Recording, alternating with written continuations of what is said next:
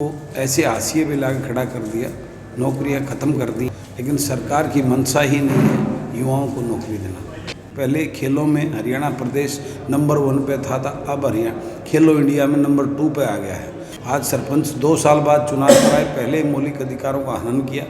अब चुनाव होने के बाद में उनके जो अधिकार थे उन पे कैंची चला के सरकार ने तानाशाही किया है। सरकार ने आज युवाओं को ऐसे हाशिए पे ला खड़ा कर दिया, नौकरियां ख़त्म कर दी हैं। अभी 4 रोज़ पहले भी 13,500 नौकरी पे कलम फेरी है। पिछले महीना पहले 20,000 नौकरियां ख़त्म की। तो सरकार के अंदर 1,80,000 से ज़्यादा पद खाली पड़े हैं, लेकिन सरकार की मंशा ही नहीं है युवाओं को नौकरी देना। कौशल रोजगार निगम के माध्यम से जो सरकारी ठेकेदारी प्रथा है उसमें युवाओं का शोषण हो रहा है और उसका कोई क्राइटेरिया नहीं है जिसके आधार पर उनको लगाया जाता है। वो सारी मनमर्जी अपने हिसाब से सरकार जो है उसके अंदर बहुत बड़ा घपला, एक किस्म से स्कैंडल कह सकते हो आप, उसके अंदर कर रही है। पहले खेलों में हरियाणा प्रदेश नंबर 1 पे था, अब हरियाणा खेलो इंडिया में नंबर 2 पे आ गया है। हरियाणा प्रदेश का इस सरकार ने बेड़ा गर्क करने का काम किया। हमारे युवाओं जो ग्रामीण अंचल के जो खेलों में अग्रणी थे उनको डिमोरलाइज करके बच्चों को खेल के प्रति रुचि हटाने का काम कर रही है। आज सरपंच 2 साल बाद चुनाव कराए, पहले मौलिक अधिकारों का हनन किया। अब चुनाव होने के बाद में उनके जो अधिकार थे उन पे कैंची चला के सरकार ने तानाशाही किया है। तो ई टेंडरिंग के माध्यम से सरकार के लोग खुद कमीशन खोरी और मलाई, जिसमें सरकार का पूरी तरह बदनाम पहले से ही हो चुकी है, उसी रूप को जो है कमीशन खोरी खाने के लिए सरपंचों का अधिकार छीन लिया। छोटे कर्मचारी व्यापारी का बेटा जो पढ़ा लिखा, नई सोच का ऊर्जावान हो, जिसको वो दुख तकलीफ पता हो, जब तक वो युवा जनप्रतिनिधि बनकर लोगों की जन सेवा के लिए उनके वकील बनकर विधानसभा में नहीं आएंगे, तब तक व्यवस्था परिवर्तन नहीं हो सकती। इसके लिए ज़रूरी है राजनीति के अंदर पढ़े लिखे युवाओं की भागीदारी होना बहुत अहमियत रखता है। और यही चिंगारी मैं जन जागृति यात्रा के माध्यम से इस प्रदेश में छोड़ के आया हूँ। और आप देखना है कितना बड़ा शोला बनकर इस प्रदेश में एक राजनीतिक बदलाव लाने का काम करेंगे।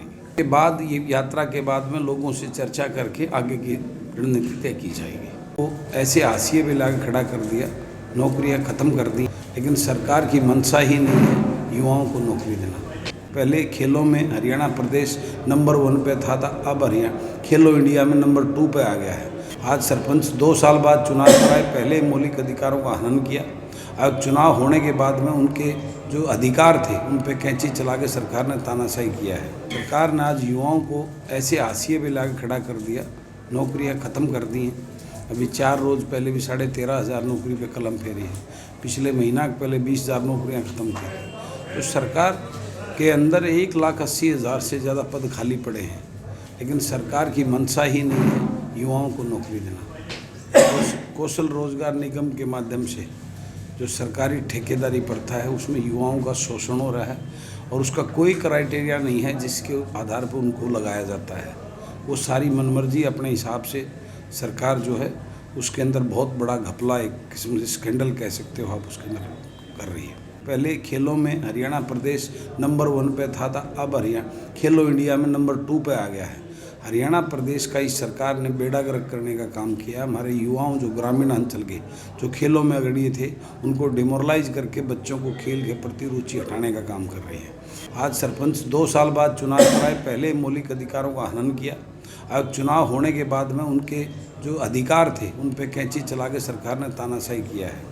तो ई टेंडरिंग के माध्यम से सरकार के लोग खुद कमीशन खोरी और मलाई, जिसमें सरकार का पूरी तरह बदनाम पहले से ही हो चुकी है, उसी रूप को जो है कमीशन खोरी खाने के लिए सरपंचों का अधिकार छीन लिया। छोटे कर्मचारी व्यापारी का बेटा जो पढ़ा लिखा, नई सोच का ऊर्जावान हो, जिसको वो दुख तकलीफ पता हो, जब तक वो युवा जनप्रतिनिधि बनकर लोगों की जन सेवा के लिए उनके वकील बनकर विधानसभा में नहीं आएंगे, तब तक व्यवस्था परिवर्तन नहीं हो सकती। इसके लिए ज़रूरी है राजनीति के अंदर पढ़े लिखे युवाओं की भागीदारी होना बहुत अहमियत रखता है। और यही चिंगारी मैं जन जागृति यात्रा के माध्यम से इस प्रदेश में छोड़ के आया हूँ। और आप देखना है कितना बड़ा शोला बनकर इस प्रदेश में एक राजनीतिक बदलाव लाने का काम करेंगे। के बाद ये यात्रा के बाद में लोगों से चर्चा करके आगे की रणनीति तय की जाएगी।